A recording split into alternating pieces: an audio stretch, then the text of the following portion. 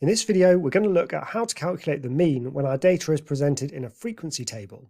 So a frequency table is just when we have the possible values listed in one column and the frequencies of each of those values listed in the next column. And the purpose of this video is both to remind you how to do this in case you forgot from GCSE, but also to introduce a little bit more notation and a little bit more of the A-level jargon that's going to be a little bit alien at first, but really useful later on.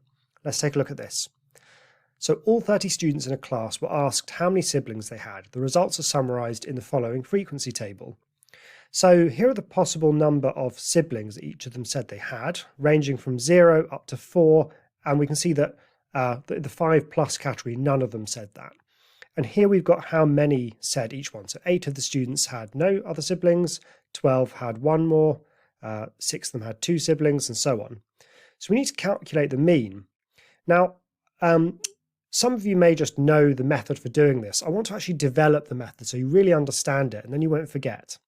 So we should first think about what this frequency table actually means. So it's a shorthand to save us from having to deal with a list, but it's worth actually thinking, what would the list look like if we had the full list? Well, if we had the full list, it would look like this. There would be 8 students who said 0. So I'd have 8 of these. Now don't worry, I'm not going to write out the entire list like this. I just want you to see what's going on. So 8 of the students said 0. 12 of the students said 1. So we have our 12 ones here. Then we have, you know what, I've done so many, I might as well finish it. 6 of the students said 2. So we have 6 2s. 3 of them said 3. And 1 of them said 4. So that's the complete list. Now, just to emphasize the point, this is not how you're going to work these out in most cases. This is just for you to see why the method that I'm going to show you works. So how could you add up all of these numbers?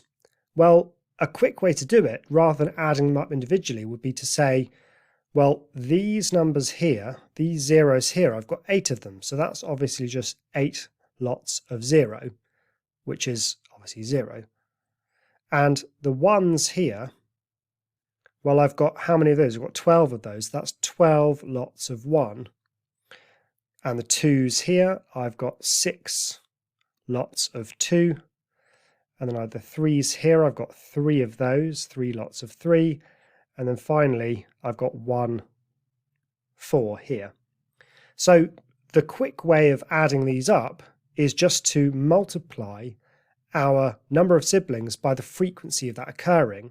So that would be 0 here, plus 12 times 1 is 12, plus 6 times 2 is 12, plus 3 times 3 is 9, plus 1 times 4 is 4. And adding all of those up gives me a total of 37, and then I'd need to divide by 30 because there are 30 students. Now, we don't want to have to write out this full list every time. The whole point of the frequency table is to avoid writing out a list. So all we need to do is think about what's actually going on in the list and repeat that process when we're dealing with a frequency table. So what we're actually doing is we're multiplying the frequency by the number of siblings. So 8 times 0 is 0, 12 times 1 is 12, 6 times 2 is 12, 3 times 3 is 9, 1 times 4 is 4, and there was 0 here, so don't worry about that. So that's our process.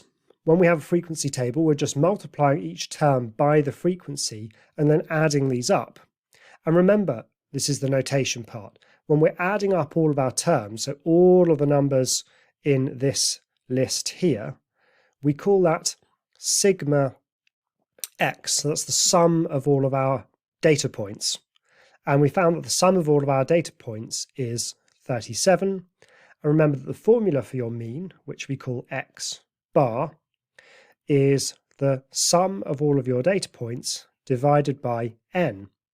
So for us, that's 37 divided by 30, because there were 30 students in the class. Now, this is a good thing to watch out for, because a really common error is to divide by, well, people often say, well, there's 1, 2, 3, 4, 5 groups here, so they want them to divide by 5. Always make sure you're dividing by the number of data points. And here, each data point was a student, and there were 30 students. So we divide by 30. All right, our answer here is 37 divided by 30, which is 1.23 when I round to 3 significant figures. And it doesn't matter that it's not a whole number. Obviously, no one in the class has or could have 1.23 siblings, but for an average, that's fine. We don't need the average to be a value that you can actually get. All right, one more little bit of terminology here. Now, this column here, people sometimes describe this column as the fx column. And that's because frequency is f and our data points were x, and we multiplied them together. So x times f, or fx here. And so you'll sometimes see this formula written in a slightly alternative way. So when you've got a frequency table, you'll sometimes see it as add up the sum of fx, which is just saying add these numbers up. But as we've seen, adding these numbers up in this column is the same as adding all of these numbers up in the list. So you get the same answer either way. So don't be put off if you see sum of fx. It just means all of your data points added up, but it's suggesting the way that you do it is multiplying the frequency by the values in each case. And then you'll sometimes see on the bottom, rather than n, which was the number of students, which we were just told here, you'll sometimes see it written like this, the sum of f, the sum of the frequencies. And that's because one way to figure out how many data points there are, if you weren't told like we were here, is to add up the frequencies. So if you just added 8 plus 12 plus 6 plus 3 plus 1, you would get 30 because the number of students is just spread out in these different groups here. So if you see sigma f, that's just the sum of the frequencies, and that's just the number of data points, in this case the number of students. So that's all just terminology, nothing to be scared of. It's just a slightly different way of writing things, and as I said, it's going to be useful later on. Okay, so I hope that was a useful reminder of how to calculate the mean when you're given the information in a frequency table.